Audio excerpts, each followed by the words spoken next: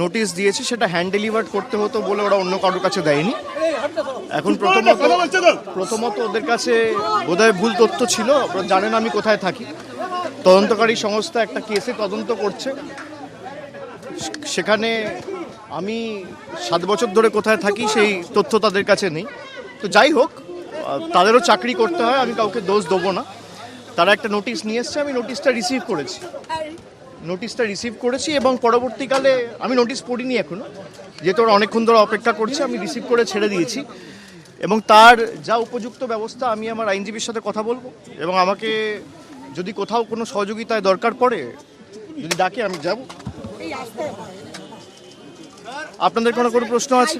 হাইকোর্টে আপনি আগে রক্ষা কবচ নিয়েছেন, এটার জন্য কি আপনি আবার হাইকোর্টে মুভ করবেন যদি দরকার হয়? আমি নোটিশটা পড়িনি এখন, আমি পড়ি, আমি খালি রিসিভ, আপনারা দেখলেন আমি রিসিভ করে আপনাদের সাথে কথা বলতে এসেছি। আইনি সহায়তা নেবেন? নিশ্চিতভাবে আমার আইনি সহায়তা নেওয়ার অধিকার আছে এবং আমি আমার আইনজীবীর সাথে কথা বলবো, তারা যে পরামর্শ দেবে। এবং আমার তো লোকানোর কিছু নেই। আমি বিগত দিনেও যখন আমাকে ইডি, সিবিআই, এমনকি দিল্লিতেও ডেকেছে, আমি সবসময় তদন্তে সহযোগিতা করেছি, কোঅপারেট করেছি। এখানেও আমাকে যখন ডেকেছে নবজোয়ারের সময়, আমার পদযাত্রা আটকে, কর্মসূচি আটকে, একবার সিবিআই ডেকে পাঠিয়েছে, একবার ইডি ডেকে পাঠিয়েছে, আমি গেছি।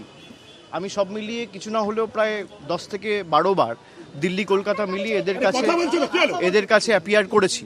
আমি তো কোথাও পালিয়ে যাইনি। আজকেই আপনার ঘোষণা বিভিন্ন জায়গায় আপনি যাওয়ার কথা, সেখানে আজকেই এই সিআইডি কি বলবেন? না, সে তো রাজনৈতিক এগুলো নিজেদের স্বার্থ রয়েছে, সে কারণে অপব্যবহার, ক্ষমতার অপব্যবহার যদি কেউ করে, ক্ষমতায় বেশি দিন তারা টেকে না। আপনি কি কর্মসূচিতে যাবেন? আমি নিশ্চিতভাবে যাব। আমার পূর্ব ঘোষিত কর্মসূচি রয়েছে। আমি বেলেঘাটাতেও গেছিলাম সকালে এবং আমার বিকেলে সোনারপুরে যাওয়ার কথা রয়েছে।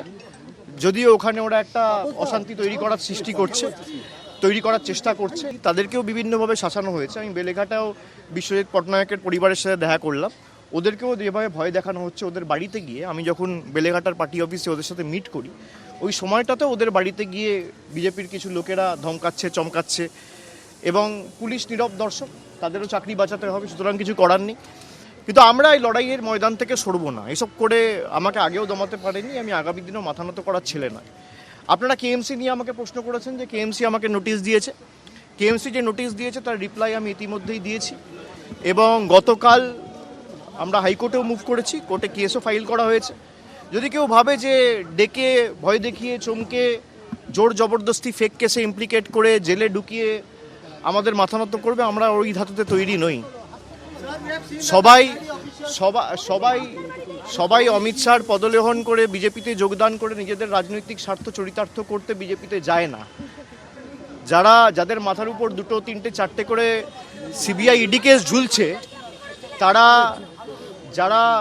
যাদের মাথায় 2, 3, 4টে করে ইডি সিবিআই কেস ঝুলছে, তারা আজকে দুর্নীতি রোধ করা নিয়ে বড় বড় ভাষণ দিচ্ছে।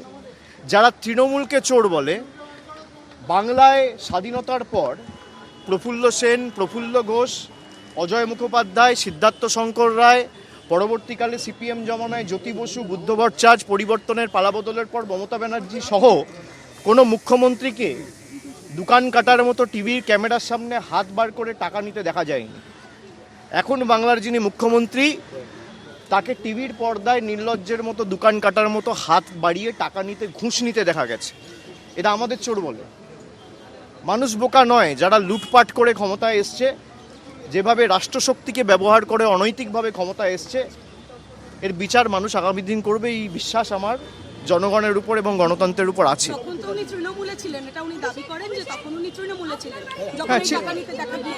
হ্যাঁ, তো ছিলেন, কিন্তু তৃণমূল কি নিতে বলেছে? তাহলে যখন তৃণমূলে ছিলেন তখন এই কথাটা বললেন না কেন?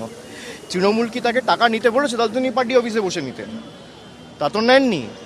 যখন তাকে ইডি সিবিআই ডেকেছিল 2018 উনি যখন নারদ কাণ্ডের তদন্ত চলছিল, তখন তো তিনি বলেননি। আজকে বিজেপিতে গিয়ে বলছেন কেন?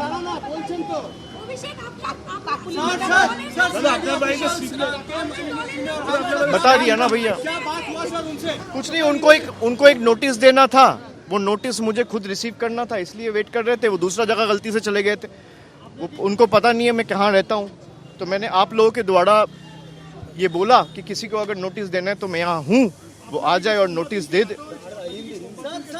দেখুন, আমি নোটিশ পড়িনি, আপনাদের সামনে পুরোটাই ক্যামেরায় রেকর্ডেড। আমি নোটিশটা নিয়েছি, একটা রিসিভিং কপি সই করে ওদের দিয়েছি, একটা কপি আমার কাছে রাখা রয়েছে, আমি না পড়ে আপনাদের সাথে কথা বলছি।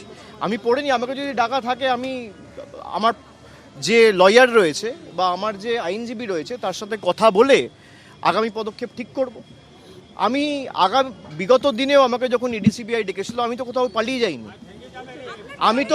আমি তো ঘাট বাঁচাতে অন্য রাজনৈতিক দলের সাথে যাইনি। দিল্লির কাছে মাথা নত করার আগে আমাদের মৃত্যু ভালো। আমার বিরুদ্ধে এফআইআর হয়েছে কেন? আমি অমিত শাহর বিরুদ্ধে কথা বলেছি। অমিত শাহ যখন বলছে যে উল্টা করকে লটকা দেগা, তখন থানা এফআইআর নেয় না। যখন বিজেপির বিধায়করা বলে 6 ফুট গর্ত করে পুঁতে দেবো, তখন কোনো ব্যবস্থা নেওয়া যাবে না, তখন সব চুপ।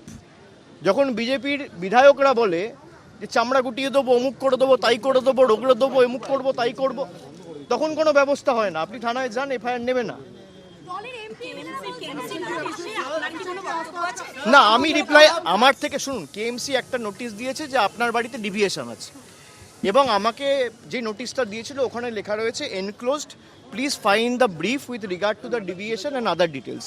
কিন্তু কোনো রকম কোনো ব্রিফ বা কোনো ডিটেলস আমাকে জমা দেওয়া হয়নি। এবং যখন তারা নোটিশটা সার্ভ করতে এসেছিল, আমার কাছে পুরো সিসিটিভি ফুটেজ রয়েছে যে তারা কোনো ডিভিয়েশন বা ব্রিফ ছাড়া খালি নোটিশটা লাগিয়ে চলে গেছে। আমি তার রিপ্লাই দিয়েছি এবং আইনত আমি টেক আপ করে গতকাল হাইকোর্টে মামলা ফাইল করেছি। মামলা বিচারাধীন, কোর্টে বিচারো। भाई करने दो, जो करना है करे। अगर बीजेपी को लगता है, भाई पहले आप ये पहले समझ लो कि पहले ईडी-सीबीआई थे, अब बंगाल पुलिस और कोलकाता पुलिस आ गया, साथ में केएमसी आ गया। पहले 2-3 इन्वेस्टिगेटिंग एजेंसीज थे, अभी 5 है। उनको लगता है कि भाई 5-6 एजेंसीज को लगाऊंगा और इसको कैसे भी भाई गुमराह करके सर झुकवाऊंगा। मैं वैसा आदमी नहीं हूँ। आप गला भी काट देंगे, आप कुछ भी कर लो, आपको 10 बार सोचना पड़ेगा, आपको 7 बार जन्म लेना पड़ेगा मुझे झुकाने के लिए। हम लोग तो गद्दार नहीं है, हम लोग আরে ক্ষমতা থাকলে গ্রেপ্তার করে নিয়ে যাক, আপনি কি ভাবেন আমাদের? আমি আইনত লড়বো, আপনি ফলস কেসে ইমপ্লিকেট করে আমাকে গ্রেপ্তার করবেন। আপনি গ্রেপ্তার করে নিয়ে যান, সিআইডি আপনার, ইডি আপনার, সিবিআই আপনার, কলকাতা পুলিশ আপনার, ওয়েস্ট বেঙ্গল পুলিশ আপনার, আপনি নিয়ে যান। আমি তো পালিয়ে যাচ্ছি না, আমি এখানে আছি, আপনাদের প্রশ্ন ফেস করছি। सर पोस्ट पोल वायलेंस पे जो लोग पीड़ित हैं उनके साथ आज मुलाकात करने जाएंगे, सर क्या अवस्था में अभी है? मैं गया था सुबह, एक परिवार से मिला था, अभी फिर आधे घंटे 1 घंटे में निकलूंगा, दूसरा एक परिवार से सोनारपुर में भी मिलने जाऊंगा। सर ये होल्डिंग सेंटर्स के ऊपर क्या कहना है? होल्डिंग सेंटर्स जो सेटअप किया गया है, वो सर होल्डिंग सेंटर्स के ऊपर, सर होल्डिंग सेंटर আপনার কানে বলেছে, আপনার কানে বলেছে দল সমষ্টিগত পরিবার, দলে আলোচনা করার সুযোগ রয়েছে, অনেকে আলোচনা করছে দলের ভিতর, অনেকে সমালোচনা করছে, আমি পুরোটাকেই স্বাগত জানাচ্ছি। होल्डिंग सेंटर का क्या कहना है?